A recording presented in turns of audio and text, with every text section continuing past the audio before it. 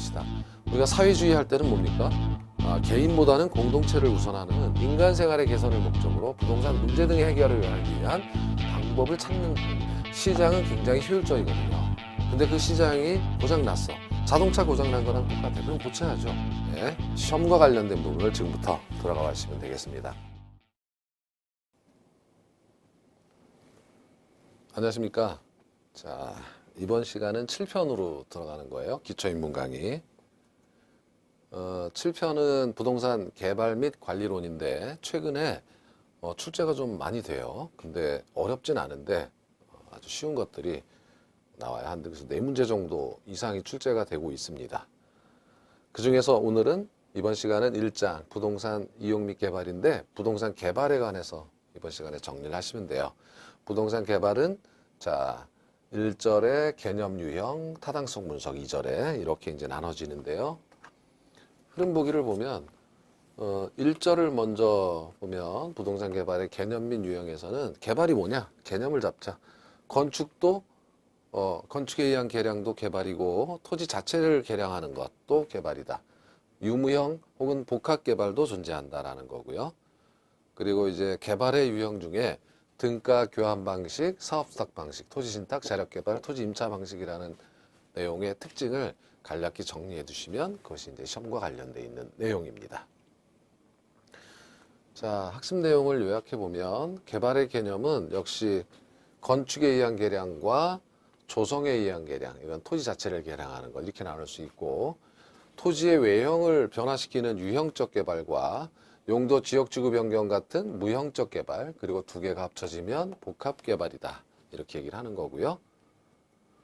부동산 개발의 유형에서는 민간의 공동개발 유형, 개발업자와 토지 소유자가 어떻게 공동개발을 해나가는가, 등가 교환 방식은 자금 투입 비율로 나누는 것, 사업 수탁 방식은 개발업자한테 맡겨서 진행하는 거고, 토지 신탁 방식도 같은 방식인데 다만 이제 소유권이 형식적으로 이전된다. 일정 기간 부동산 신탁회사에 그 정도가 차이가 있고요.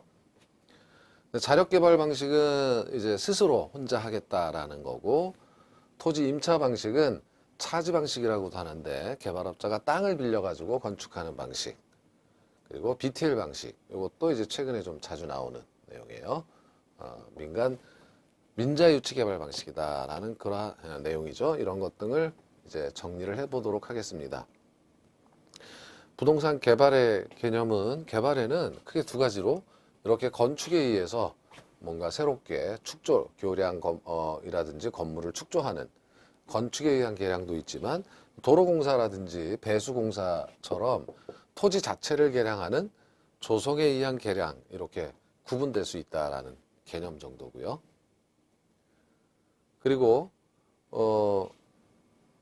유형적 개발은 이렇게 보이는 거죠. 이런 것처럼 보이는 유형적 개발도 있지만 그래서 건축사업이나 토목공사 같이 토지의 외형을 변화시켜서 보이는 거예요. 형태가 보이지만 그러나 용도, 지구, 지역, 구역, 지역 이렇게 있지만 용도, 지역, 지구, 변경같이 물리적 토지의 물리적 변화 없이 이용 상태만 변화시키면 이거는 형태가 보이지 않아요. 무형적 개발이다 이렇게 얘기를 하는 겁니다. 공법에서 배우시겠지만 용도, 지역, 그다음에 용도, 지구, 용도, 구역 이렇게 나눠지고 용도, 지구와 구역은 이렇게 겹칠 수가 있겠죠. 여기도 서로 겹칠 수 있고 어쨌든 이렇게 택지개발 지역으로 지정된다든지 이렇게 되면 형태는 변하지 않지만 이것도 무형적 개발이죠. 근데 이제 동시에 이루어진다 이거죠. 지역지구로 지정하고 실제 여기 아파트를 건설하게 되면 유형적 개발과 무형적 개발이 혼합된 복합 개발이다 이렇게 얘기를 하는 겁니다. 그래서 부동산 개발은 이렇게 개념을 정의해 볼 수가 있어요. 자, 개발의 유형은 언제나 어떻게 정리하는 거냐면 토지 소유자와 개발업자의 관계예요. 그래서 지금 보시게 되면 민간의 공동개발 유형이다 이거죠. 토지 소유자는 땅은 있지만 좀 전문 지식이 부족하고 개발업자는 전문 지식이 있죠. 그러니까 토지 소유자의 땅을 활용해서 개발하는 방식 등에 관해서 정리를 하는 겁니다. 여기 등가 교환 방식이라고 하는 것은 여기 등가는 같을 등자고 가는 가치예요. 그러니까 이걸 어떻게 정리할 수가 있냐면 토지 소유자와 개발업자가 토지 소유자는 땅을 대겠죠. 토지를 대고 개발업자는 건축비, 건설비, 그죠? 자금을 투입하는 거예요. 건설비를 댑니다. 그래서 땅값이 가령 600억이고 공사비가 400억이었다 그러면 6대 4로 등가로 건물을 지어서 나눠 갖는 겁니다. 그런 의미에서 등가 교환 방식이다 이렇게 얘기를 하는 거고요. 그러니까 지주하고 개발업자 공동사업이고 지분을 우리 사례에서는 6대 4로 공유하고 있으며 그리고 건물을 짓고 나면 건물을 지어서 6대 4로 나눠 갖겠죠. 구분 소유한다. 나눠 갖는 거예요. 개발업자가 4를 갖고 토지 소유자가 6을 갖고 하는 그런 내용이에요. 그래서 정리를 해보면 다시 토지 소유자와 개발업자의 자금 투입 비율로 토지와 건물을 공유하는 방식이다. 이렇게 정의할 수가 있습니다. 이러한 방식은 개발업자도 땅을 살 필요가 없잖아요. 같이 개발하면 되니까 자금을 좀 줄이면서 할 수 있고 토지 소유자 입장에서도 본인이 자금을 차입해서 누군가 뭐 맡기고 이러는 것보다는 굉장히 편하죠. 자금 부담도 없고 업무도 간편하고 그러한 방식이 등가 교환 방식이라고 하는 겁니다. 자, 반면에 사업 수탁 방식은요. 이 사업 수탁 방식은 이 수탁이라는 것은 개발업자 입장에서 수탁받는다 이렇게 얘기하는 거고 토지 소유자 입장에서는 위탁하는 거죠. 맡기는 거죠. 그러니까 토지 위탁 방식이라고도 합니다. 사업 위탁 방식이라고도 합니다. 그러니까 이것은 맡기는 거예요. 그래서 수탁 받았어요. 그래서 수탁자라고 하고 토지 소유자가 맡겼죠. 그러니까 위탁자라고도 하고 수익자인 이유는 자 여기 건물을 짓고 나서 임대수익 등이 들어오게 되면 이걸 당연히 토지 소유자가 받는 거고 개발업자는 수수료를 받아가는 거죠. 어떤 수수료냐면 건물의 기획 설계 수수료, 만약에 관리 운영까지 한다면 그 수수료까지 받겠죠. 그래서 사업 실시 전반을 맡기는 거예요. 개발업자에게 맡기는 거죠. 위탁하는 겁니다. 말 그대로. 그런데 이제 시험에서 종종 나오게 되는 것이 사업 주체가 누구냐 이거죠. 사업 주체는 당연히 토지 소유자입니다. 왜냐하면 이걸 다른 말로 하면 토지 소유자 명의로 사업이 진행되는 거예요. 토지 소유자 명의로.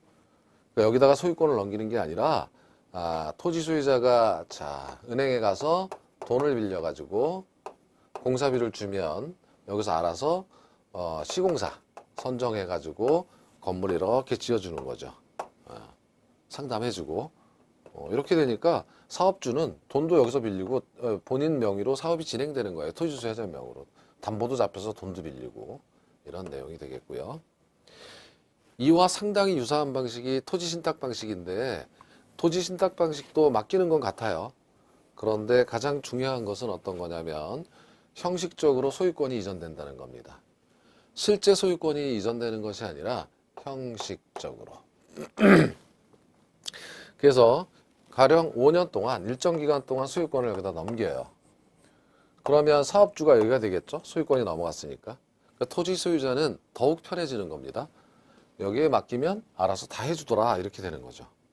형식적으로 소유권이 이전되는 거예요. 그러면 개발업자가 이제 소유권이 토지의 소유권이 넘어왔으니까 여기서 금융기관으로부터 자금을 빌리겠죠. 그리고 시공사에게 건축을 의뢰해서 건물을 지어서 배당을 해주고 계약기간이 끝나면 다시 돌려주거나 하겠죠. 예, 이런 내용이에요. 다시 한번 정리를 해보면 토지 소유권을 일정 기간 부동산 신탁회사에 넘기는 겁니다. 그리고 신탁회사가 금융기관으로부터 자금을 차입해서 건물을 짓겠죠. 건물을 완공해서 그리고 임대차 들어가면 그 성과를 주겠죠. 그리고 나중에 이제 반환하겠죠. 건물하고 다. 그래서 차이점은 얘하고 굉장히 유사하지만 사업주가 다르다라는 겁니다. 그렇죠? 사업 주체가 달라요. 자, 그런데 이 둘의 장점은 전문가한테 맡겨서 괜찮지만 문제는 이 둘은요 수수료 부담이 너무 세다 이거죠. 수수료를 다 줘야 되니까 토지 소유자 입장에서는 불만이 있을 수 있어요. 수익성에 문제가 있을 수도 있고. 그럴 땐 자력 개발한다. 없잖아요. 아무도 혼자 할래나. 자신의 책임으로 기획하고 돈 빌리고 시공사 선정해서 개발하는 방식이다 이겁니다.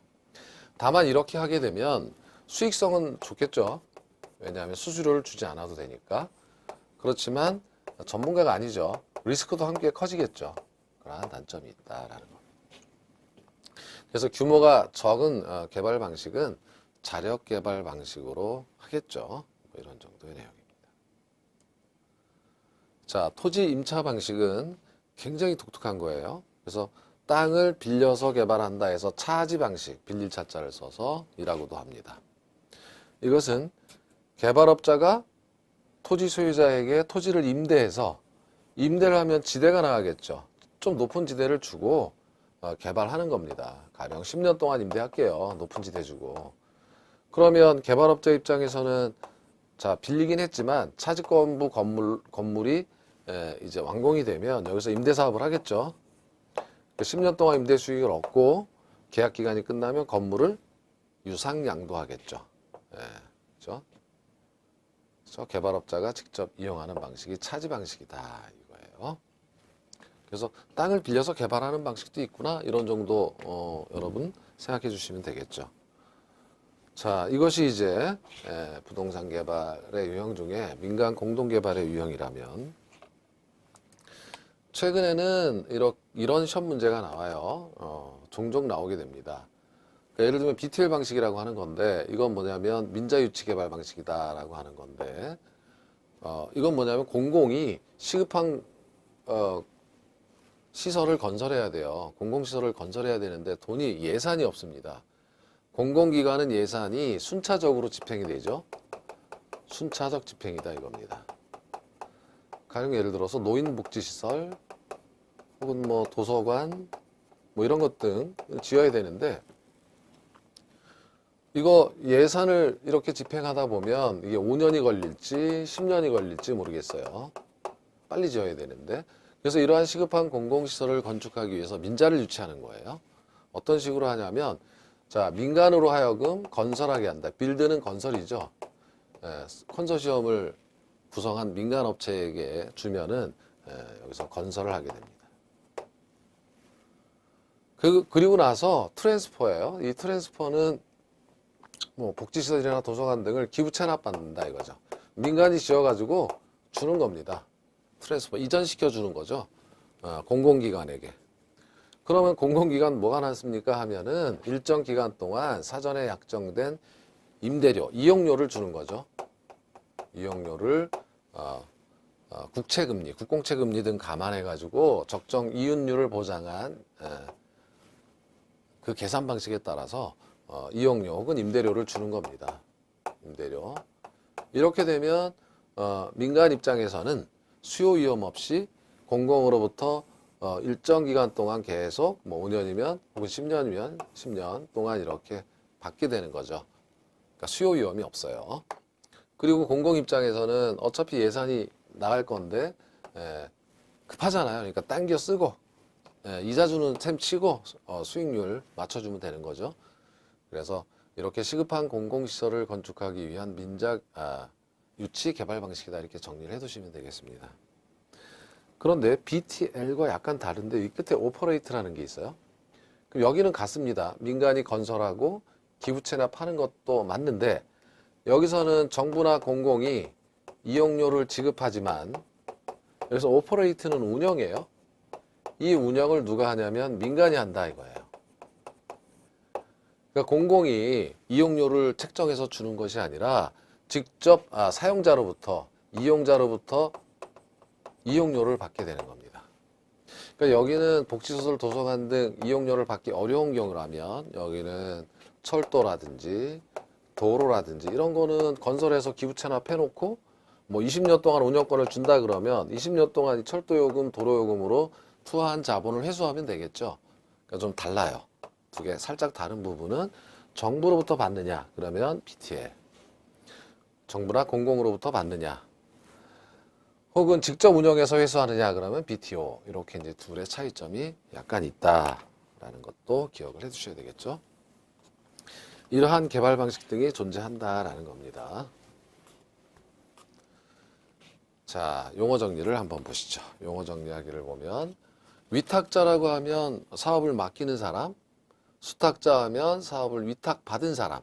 그래서 아까 보셨던 사업 수탁 방식 혹은 위탁 방식이냐 토지 신탁 방식이냐라는 걸 구분할 때 이렇게 수탁자는 개발업자고 위탁자는 토지 소유자였고 수익자는 이익을 받는 사람은 토지 소유자였죠. 이렇게 이제 정리를 할 수가 있다 이겁니다.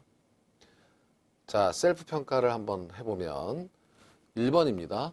부동산 개발에서 사업 주체는 사업 수탁 방식인 경우는 토지 소유자가 되고 토지 신탁 방식인 경우에는 부동산 신탁 회사가 된다 그랬어요. 이건 어떻습니까? 금방 해가지고 자, 맞는 거죠. 토지 신탁인 경우는 소유권이 형식적으로 부동산 신탁 회사에 이전되기 때문에 사업주가 되는 거예요.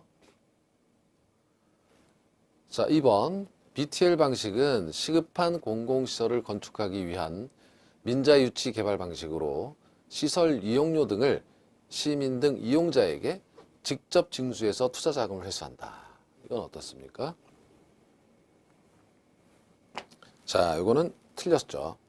BTO 방식이죠. BTL은 정부나 지자체 혹은 공공기관으로부터 직접 받는 거고요. BTO죠. 오퍼레이트 운영하는 것은 BTO에 관한 설명이니까 BTO 방식이다 하셔야 되겠죠. 자, 26회 기출문제를 맛보기로 하죠. 민간의 부동산 개발 방식에 관한 설명으로 틀린 것은 이렇게 나온 문제인데 1번 자체 개발 사업에서는 사업 시행자가 주도적인 사업 추진이 가능하나 사업의 위험성이 높을 수 있어 위기관리 능력이 요구된다. 위험하다 그랬죠? 맞는 거고요. 2번 토지 소유자가 제공한 토지에 개발업자가 공사비를 부담하여 부동산을 개발하고 개발된 부동산을 제공된 토지 가격과 공사비의 비율에 따라 등가로 나눈다면 이렇게 되겠죠. 그럼 등가 교환 방식입니다. 맞는 거고요. 3번 토지 신탁 방식과 이거를 개발 신탁이라고도 해요. 사업 수탁 방식은 형식의 차이가 있으나 소유권을 이전하고 사업 주체가 토지 소유자가 된다는 점이 동일하다 해서 이거 틀렸죠. 이거는 자 소유권을 이전하는 것은 토지 신탁 방식에서고요. 사업 수탁 방식에서는 소유권이 이전되지 않아요. 그리고 토지 신탁에서는 사업 주체가 토지 소유자가 아니라 부동산 신탁 회사고 사업 수탁 방식에서는 토지 소유자가 되겠죠. 그래서 3번이 틀렸습니다. 4번은 뭐 배우진 않았지만 컨소시엄 구성 방식에 관한 설명으로 틀린 데가 없고요. 5번 토지 소유자가 사업을 시행하면서 건설업체에 공사를 발주하고 공사비 자금은 지급은 분양 수익금으로 지급하는 방식을 이것도 배우진 않았습니다만 분양금 공사비 지급형이다. 뭐 이렇게 한 줄 배우실 거예요. 기본 이론에서 이거 한 줄밖에 되지 않아요. 3번이 틀린 것을 알 수가 있으시겠죠. 자, 여기까지가 1절이었다면 이제 2절에서는 좀 더 중요한 내용이겠죠. 부동산 개발의 타당성 분석이에요. 부동산 개발의 타당성 분석은 흐름 보기를 보시면 이게 이분법, 오분법 너무 신경 쓰지 마시고요. 이게 뭐 용어 정리가 잘 안 돼 있어서 시장 분석을 먼저 하고 경제성 분석을 한다 이런 뜻입니다. 그리고 시장 분석에는 지역 분석, 근린 분석, 부지 분석, 수요 공급 분석이 있다 이겁니다. 이 경제성 분석은 투자 의사 결정을 해야 된다 하는 그 어떤 방법론을 제시하는 것으로서 5편 투자론에서 사실 순현가, 내부 수익률 뭐 이런 거 하셨었죠. 현금 수지 추정 이런 거 거기서 배우신 내용이에요. 그 전에 앞서서 시장 분석을 먼저 한다. 거시적으로 이런 뜻이고요. 오분법도 같은 건데 이런 것들을 이제 이렇게 풀어서 5개로 나눠본 겁니다. 그래서 이렇게 된 거고. 자, 그 다음 하나 또 떼서 공부하셔야 될 것이 뭐냐면 경제 기반 분석이라는 게 있어요. 여기 지역 경제 분석 혹은 지역 분석을 하는 수단으로서의 경제 기반 분석은 이 지역은 도시 지역, 아주 넓은 지역이죠. 하기 위해서 입지 계수를 통해서 기반 산업과 비기반 산업으로 분류하고 그 다음 경제 기반 승수를 통해서는 기반 산업 고용 인구의 변화가 이 어떤 지역에 그렇죠? 고용 인구의 변화가 실제적으로 총 고용 인구에 미치는 영향을 보고 그래서 인구의 동향을 파악해서 부동산 개발 사업에 미치는 파급 효과를 파악하겠다라고 하는 그런 내용입니다. 자, 이러한 내용들을 정리를 해보면요. 일단은 이렇게 보실 수가 있어요. 그러니까 어떤 거냐면 핵심 내용을 요약해보면 타당성 분석에서는 법률적 측면에서 타당성 분석. 그러니까 공사법상 제한 사항을 봐야 되고 법에서 허가 안 되는 건 못 짓죠. 기술적 측면으로도 이게 설계 시공에 문제가 없나, 이런 것도 물리적 문제 등이 없나라는 걸 봐야 하는 거예요. 그렇지만 가장 중요한 건 경제적 측면이죠. 개론에서는. 그리고 아까 보셨던 시장 분석과 경제성 분석으로 이렇게 나누어서 경제적 측면의 타당성 분석을 한다라는 내용을 보실 거고요. 그 다음에 경제 기반 분석은 입지 계수라는 것이 1보다 크면 기반, 적으면 비기반. 그래서 경제 기반 승수를 구할 수 있고 경제 기반 승수는 기반 산업 고용 인구의 변화가 승수배만큼, 잠시 후에 보시길 승수배만큼 그 지역의 총 고용 인구를 변화시켜서 부동산 수요에 미치는 영향을 파악하는 기법이다라고 이제 정리가 되실 겁니다. 자, 타당성 분석을 먼저 보기로 하죠. 이분법은 이렇게 두 가지로 나눴다 이겁니다. 두 가지로. 그래서 시장 분석을 먼저 하고 경제성 분석을 한다. 이러면 간단하잖아요. 시장 분석은 뭘 합니까? 라고 하면 여기서부터 지역 분석, 근lik 분석인데 이 지역은 큰 도시 지역이에요. 자, 큰 도시 지역이 있다. 그 중에 근린 지역이 있는데 이 근린 지역은 개발 대상 예정 부지가 속해 있는 지역이에요. 예, 개발 부지입니다. 이렇게 되니까 사실 지역 분석, 도시 지역을 분석하고, 그렇죠? 그 다음에 근린 지역을 분석하고 해당 부지를 분석하는 이런 순서, 큰 순서부터 들어가서 분석을 하는 거고요. 그 다음에 예정된 부동산의 수요나 공급을 분석해서 최종 의사결정을 하겠다 이런 뜻입니다. 그래서 지금 여기 지역 분석, 근린 분석은 이 도시 전체 지역이든 근린 지역이든 인구나 소득, 교통의 흐름 이런 것 등을 보겠다라는 거죠. 사실은. 그런데 오분법 하게 되면 이걸 좀 나눴어요. 그러니까 이렇게 두 개로 나누는 것이 아니라 이걸 5개로 분류해 봤다. 결국 같은 거지만 지역 경제 분석을 먼저 하고요. 같죠? 네, 이거 지역 및 도시 분석이니까. 그 다음에 근린 지역 분석하고 대신 부지 분석은 없고요. 수요 분석, 공급 분석. 요거를 뭐라고 하냐면 그러니까 지역 분석을 먼저 하고 얘를 근린 분석을 시장 분석이라고 했고요. 이러한 분석을 두 개를 묶어서 시장성 분석이다 이렇게 한 겁니다. 그래서 요걸 구분했다는 게 특징이에요. 시험과 관련해서도 시장 분석과 여기 시장성 분석 이게 들어간 것과 좀 다르다라는 거. 아이고. 그래서 지역을 분석하고 그 다음에 시장 분석 요 부분 그렇죠? 시장 분석과 시장성 분석을 한 다음 그 다음에 타당성 분석을 하고 얘가 이제 타당성 분석이라고 본 거죠. 그리고 최종 의사결정 투자 분석을 한다. 투자 분석 기법은 5편에서 배우셨다는 거예요. 순영가나 내부 수익률 등으로 투자 결정을 하게 되는 과정이다라고 하는 그런 구분이에요. 이런 정도. 자, 그러면 하나씩 살펴보기로 하죠. 지역경제 분석은 여기가 지금 우리 교재 사례를 울산으로 들었기 때문에 여기 울산입니다. 잘 안 보이시겠지만 여기 울산이에요. 동해안이고 울산 지역에. 자, 울산 지역 하게 되면 이제 자동차가 생각나시고 뭐 조선도 있고 하지만 자동차, 현대차도 있고 그렇죠? 그래서 이 울산 지역의 도시 전체를 분석하는 겁니다. 이 도시 전체. 이 도시 전체 분석에서는 즉 지역경제 분석에서는 잠시 후 보게 될 경제 기반 분석을 하게 돼 있어요. 그래서 이 지역 인구의 이동이 이쪽으로 올 것인가, 소득은 어떤가, 그렇죠? 예, 인구나 소득 혹은 뭐 교통망은 어떤가, KTX 이쪽으로 가죠 지금 이런 것 등을 감안하는 거예요. 감안해서 지역경제 분석을 하겠다. 그리고 경제 기반 분석에서는 특히 여기서 이걸 통해서 인구의 이동. 왜냐하면 부동산 개발이 되기 위해서는, 제대로 되기 위해서는 인구가 있어야죠. 인구가 없는 데다 아파트 상가 지으면 뭐합니까? 다 미분양이죠. 인구가 들어올 거다. 그럼 개발력이 된다. 타당성이 있다. 이렇게 본다는 거예요.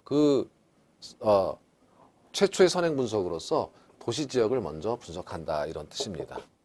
그래서 이 지역 분석을 여기서 오분법에서는 지역 경제 분석이라고도 한다. 뭐 이렇게 하는 거죠. 자, 이렇게 분석하고 나면 이제 여기다가 개발할 거예요. 여기가 개발 예정 부지인데, 개발 예정 부지예요. 여기다가 개발을 할 것인지, 이 울산 도시 전체가 좋다고 하더라도 근린 지역은 좀 다를 수가 있잖아요. 예. 그렇죠? 그러니까 이 지역에 똑같은 내용을 근린경제활동, 교통의 흐름, 인구나 소득의 동향, 뭐 이런 것 등을 보겠다라는 거예요. 그렇죠? 개발 예정 부지가 속해 있는 지역. 이러한 근린 분석을 협의의 시장 분석이라고 한다. 그래서 시장 분석이 전체가 시장 분석이지만 협의의 시장 분석하게 되면 근린 분석을 말한다 이런 거죠. 결국 가장 핵심은 협의의 시장 분석이다. 근린 분석이. 근린 지역 분석이겠죠. 개발 예정 부지가 들어가 있는. 그리고 나면 자, 해당 부지를 분석해야 되겠죠. 해당 부지 분석에서는 좀 특이해요. 부지의 크기 모양, 지형에 대한 조사 이런 것도 하겠지만 당연하겠지만 여기 이제 건축 규제라든지 부지에 대한 접근성 이런 걸 분석하겠죠. 그래서 이걸 통해서 수요와 공급을 예측할 수가 있겠죠. 이런 뜻입니다. 그래서 부지 분석과 수요 공급 분석. 여기서 수요 공급 분석이라고 하는 것은 여기다가 이제 새 건물을 짓겠죠. 신건물, 상가나 아파트를 지면은 자, 여기 충분한 수요가 있을 것인가? 이런 거예요. 그리고 이 지역의 공급 과잉은 아닌가? 건물들은 현재 존재하고 있는 것들이 많지는 않은가? 혹은 기존에 있는 건물들로부터 새 건물로 대체 수요가 있을 것인가? 일로 이전에 올 수 있을 것인가? 이런 것 등을 수요 공급 분석에서 보는 거겠죠. 이러한 분석을 오분법에서는 시장성 분석이다. 시장의 능력을 보겠다라고 이제 이렇게 표현을 한 겁니다. 자, 그리고 나서 경제성 분석. 이분법에서는 그러니까 시장 분석을 하고 경제성 분석을 한다 이렇게 되는 거고 이것을 타당성 분석을 한 다음 투자 분석을 하는 것과 같다라는 거죠. 이 전체가 타당성 분석인데 여기서 또 타당성 분석이니까 얘는 협의의 말장난인 것 같아요. 타당성 분석이라고 한다.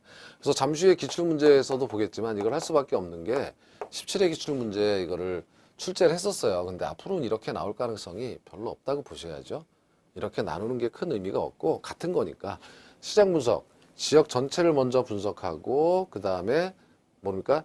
해당 건물을 지을 때 타당성이 있는지 경제성이 있는지를 분석하겠다. 이런 정도로 보시면 되겠죠. 그래서 경제성 분석은 이미 5편에서 보셨던 내용이라고 이제 여기 적혀 있습니다. 수년가나 내부 수익률로 이제 판단하겠죠. 의사결정을 하겠습니다. 그래서 지을 것인지 말 것인지 타당성 분석이 끝나는 겁니다. 자, 그렇다면 여기서 시장 분석과 시장성 분석의 차이점이 무엇인가라는 거죠. 요게 이제 시험 지문에서 자주 등장하기 때문에 여기는 시장성이라고 할 때는 시장성은 어빌러티를 넣어서 마켓 어빌러티, 마켓 어널리시스트고 어빌러티. 영어가 잘 안 써져요. 시장의 능력을 보겠다는 거고 이건 시장 전체를 거시적 크게 보겠다는 거예요. 거시적 관점에서. 근린 지역에 대한 거시적 관점에서 인구의 동향, 교통의 흐름, 주민소득의 변화를 분석하지만 시장성 분석은 구체적 시장의 능력이에요. 어빌러티를. 시장의 능력이 뭡니까? 라고 하면 이게 이제 미시적, 세분화돼서 분석한다라는 뜻인데 뭐냐면 대표적인 게 흡수율 분석이 있다 이거죠. 시장성 분석에서는 흡수율이라는 것은 얼마나 분양이나 임대가 되었는가. 지금 이 분필이 있는데요. 담배하고 비슷하죠. 담배 잘못 물에 떨어지면 그냥 순식간에 젖어버리죠. 분필도 물에 폭 담그면 흡수가 됩니다. 이렇게. 이 분필이나 담배는 건물이고요. 물은 사람이에요. 그래서 흡수라는 것은 여기 사람들이 얼마나 건물로 들어와서 입주하는가, 분양이나 임대하는가 라는 비율을 흡수율이라고 해요. 그래서 일정 기간 동안 조사하는 건데 여기서 과거를 조사하는 게 목표는 아니겠죠. 앞으로 건물을 미래에 향후 건물이 미래에 건물이 완공되었을 때 그쵸? 그때 흡수율이 얼마인지를 예측하는 것이 중요하겠죠. 그래서 수요 공급 분석을 해봤더니 여기 주변에 경쟁도 없고 교통도 좋고 인구도 많이 들어올 것 같아서 흡수율 95% 정도 됩니다 라고 하면, 반대는 뭡니까? 흡수율이 95%라는 건 공실이 5%밖에 안 된다, 뭐 이렇게 되는 거죠. 그럼 거의 꽉 찬다는 얘기겠죠. 그래서 시장의 능력을 파악해, 시장성 분석. 자, 시장의 능력이 이 정도면 여기 임대료 수입, 현금 수지 등을 추정해서 그걸 가지고 수년가나 내부 수익률을 구해서 의사결정을 하겠다 이겁니다. 그래서 둘은 달라요. 그래서 여러분 시험을 보면 시장 분석과 시장성 분석은 같은 개념으로 이렇게 나오는 경우도 있는데, 그러면 틀린 거예요. 다른 개념이죠. 개념이 다르다. 자, 이렇게 되어 있고요. 그 다음은 이제 경제 기반 분석을 봐야 되는데, 이 경제 기반 분석은 과거에 지역 경제학이라고 하는, 요즘 없어진 것 같은데 70년대 80년대는 지역에 대한 관심이 많아서 지역 경제학이라는 과목이 있었어요. 그때 이제 어떤 단순한 분석이 있냐면, 이렇게 산업을 기반 산업과 비기반 산업만으로 분류한 가정 자체가, 산업은 기반 산업과 비기반 산업으로 구분된다라는 과정이에요. 기반 산업은 베이스먼트고 비기반 산업은 난 베이스먼트, 그래서 N이라고 이렇게 쓰기도 하고요. 이렇게 분류할 수 있다. 모든 산업은 둘 중에 하나다. 기반 산업은 그 지역의 성장을 주도하는 산업이다. 그래서 얘를 수출 기반 산업이다 이렇게 얘기합니다. 앞에다가 수출자를 붙여서 수출 기반 산업이다. 그 지역 성장을 주도한다. 왜냐하면 자, 우리나라가 과거에 그렇게 컸지만 수출을 하게 되면, 미국에 물건을 수출을 하게 되면 뭐가 들어옵니까? 달러가 들어오죠. 달러. 돈이 들어옵니다.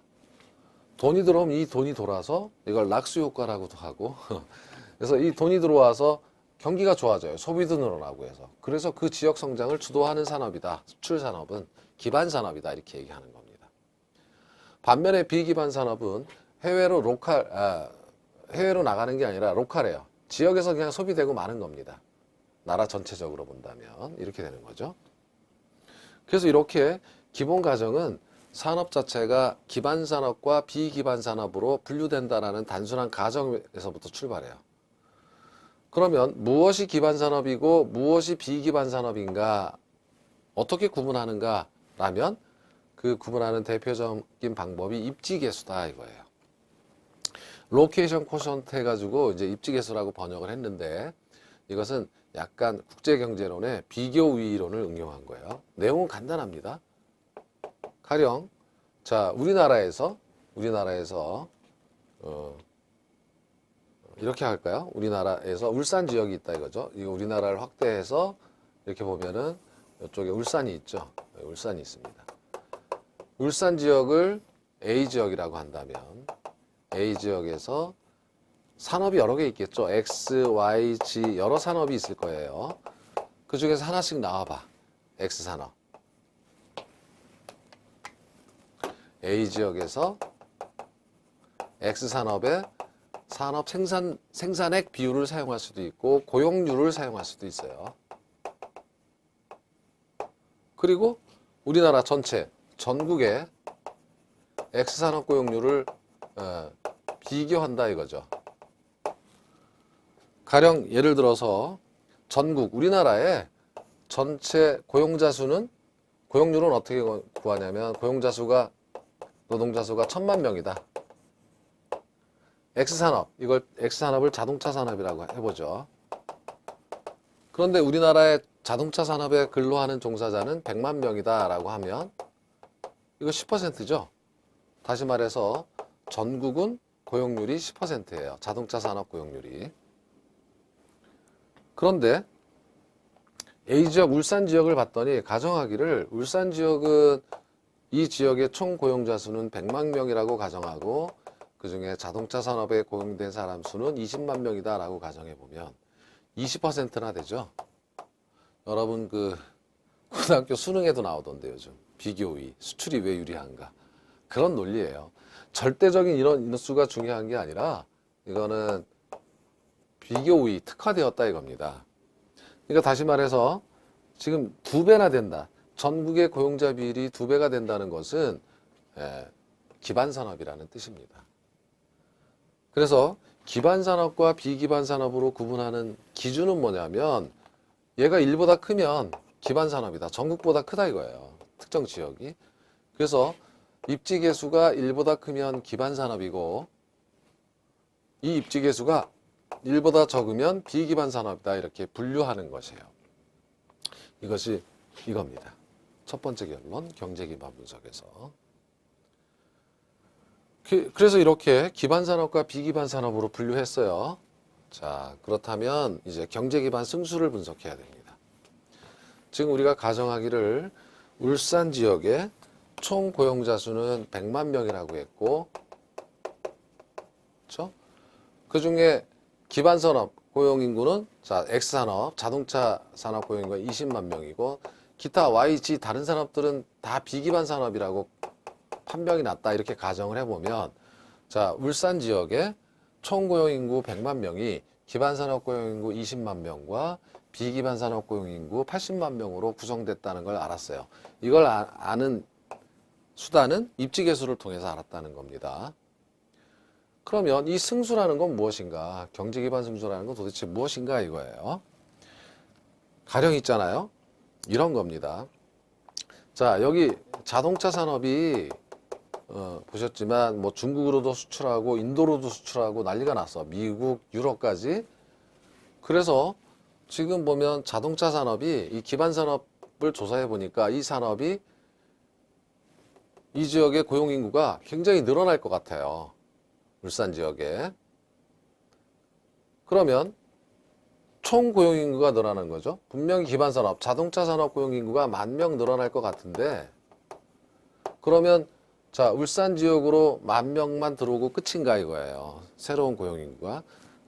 총 고용인구. 그렇지 않다라는 게 이거죠. 승수입니다, 얘가. 승수라는 것은 곱할 승자. 몇 배 늘어난다. 파급 효과가 있다 이겁니다. 승수라는 것은 파급 효과예요.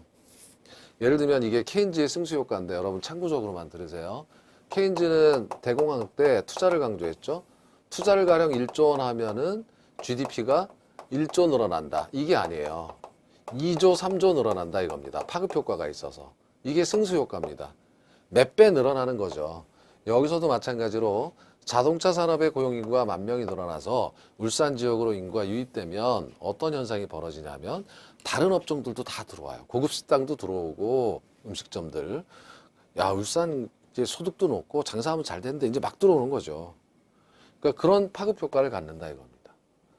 그러면 아까 우리가 총 고용 인구는 T라고 했고 그 다음에 기반 산업 고용 인구는 베이스먼트니까 델타 B라고 이렇게 한다면 승수라는 건 간단하죠. K는 델타 B분의 델타 T입니다.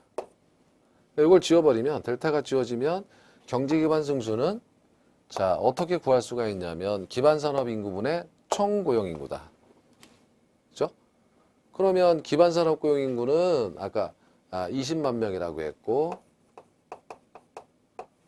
그 다음에 울산 지역의 총 고용 인구는 100만 명이라고 했으니까 20만 분의 100만 즉 250, 5가 되겠죠. 승수가 5가 되는 거예요. 5가 됐다는 뜻은 자 기반 산업 고용 인구 10,000명이 들어오면 여기 10,000명이 들어오면 곱하기 5배만큼 파급 효과가 있어서 총 고용 인구는 5만 명이 되더라. 5만 명이 증가한다 이거. 그러니까 4만 명의 다른 인구가 따라 들어오는 거예요. 그렇죠? 이렇게 되고 그러면 고용인구만 총 고용인구만 5만 명이 늘었다면 이 부양가족 수를 곱하면 가령 3명씩만 와도 15만 명이 늘어나는 겁니다. 그러면 어떤 효과가 나타났냐면 울산 지역의 자동차 산업이 기반 산업이 발전할 것 같아서 10,000명이 늘어날 것으로 예측됐을 때 총 인구는 15만 명이나 늘어난다. 그러면 이거 어떻습니까? 이거 막 져야죠. 아파트 짓고 상가 짓고. 이거는 그 지역은 됐다. 울산 지역은 부동산 개발 사업에 타당성이 있는 지역이다. 이렇게 이제 판정하겠다라는 내용입니다. 자, 그렇게 해서 이제 근리 분석하고 하는 거 아까하고 똑같은 내용이에요. 용어 정리를 해보시죠. 시장 분석은 시장 연구라고도 하는 건데 개발 사업에 시장에 초점을 맞췄다. 시장 내 특정 부동산 형태에 대한 수요 및 공급에 대한 거시적 분석이다. 그래서 이거는 그냥 기본 이론에서 살 거니까 한번 가볍게 읽어보세요. 시장성 분석은 여기 어빌리티가 들어갔죠. 그래서 흡수율 분석이 대표적이다. 미래의 추세를 파악하는 것이 주 목적이다. 기반 산업과 비기반 산업은, 기반 산업은 외부 기업이나 개인에게 수출하기 위하여 난 로컬해요. 그래서 지역으로부터 나가는 겁니다. 화폐적 수익을 가져와요. 수출 활동이라고 하는 거고, 비기반 산업은 내수예요. 내수. 내부에서 소비되고 끝나는 겁니다. 그래서 기반 활동의 팽창은 비기반 활동의 성장을 유도한다. 아까 설명드린 내용이었어요. 입지 계수는 LQ 해가지고 로케이션 코어션트 해가지고 이렇게 번역을 했죠. 그래서 우리가 다 봤어요. 한번 읽어보시면 됩니다. 그렇죠? 산업의 상대적인 특화 정도를 나타내는 거고, 이 계수를 이용해서 기반 산업과 비기반 산업을 분류하는 겁니다. 승수, 경제 기반 승수 했는데 일반적으로 승수 효과란 한 경제 변수의 변화가 직간접적으로 효과를 순차적으로 파급 효과다 이겁니다. 승수 효과는. 새로운 수준이 이동할 때 나타나는 어떤 관계, 배수 관계, 몇 배 증가하더라. 아까 승수 5배 파급 효과를 가져오더라. 이렇게 정리할 수가 있습니다. 자, 셀프 평가를 한번 해보시면 1번 타당성 분석은 법률, 경제, 기술적 측면의 분석이 있는데 이 중 경제적 측면의 타당성 분석이 가장 중요시 된다. 이거는 맞겠죠. 자, 2번 시장 분석은 근린 지역에 대한 거시적 관점에서 인구의 동향, 교통의 흐름, 주민소득의 변화 등을 예측 분석하는 것으로 흡수율 분석은 시장 분석의 대표적 수단이 된다. 이건 어떻습니까? 자, 잘 나가다가 이 부분이 잘못됐어요. 흡수율 분석은 시장성 분석이죠. 시장 분석이 아닙니다. 3번입니다. 입지 계수가 1보다 크면 기반 산업이고 1보다 적으면 비기반 산업으로 분류한다. 이거는 당연히 맞는 거겠죠. 자, 기출문제 맛보기는 아까 예고해드린 대로 17회 문제인데 이렇게 낸 게 이제 단 한 회예요. 지역경제 분석이 먼저인 건 맞죠. 도시 전체 분석입니다. 그다음에 시장성은 작은 분석이니까 먼저 나오면 안 되겠죠. 타당성 분석도 뒤로 들어가야 되겠죠. 그러니까 그 다음에 근린 분석인 도시 전체, 그 다음에 근린 지역 분석하고, 그 다음에 시장성 분석을 하고, 타당성 분석을 하고, 투자 분석을 하겠죠. 2번이 맞는 답이 되게 한 그런 해도 있었다. 17회였다. 거의 10년 전이네요. 10년. 강산도 변할. 자, 이번 시간에는 그래서 7편 부동산 이용 및 개발인데 부동산 개발의 개념, 유형을 보셨고요. 민간 개발의 유형 이런 걸 보셨고요. BTL 방식도 보셨고, 그다음에 타당성 분석에 관해서 살펴보았습니다. 다음 시간에는 7편의 마지막 부동산 관리 마케팅을 하도록 하죠. 관리도 한 문제, 마케팅도 한 문제 이렇게 나와요. 보통. 그래서 이 부분에서 4문제 이상이 전체적으로 나오는 겁니다. 자, 다음 시간에 뵙도록 하겠습니다. 고생 많으셨습니다.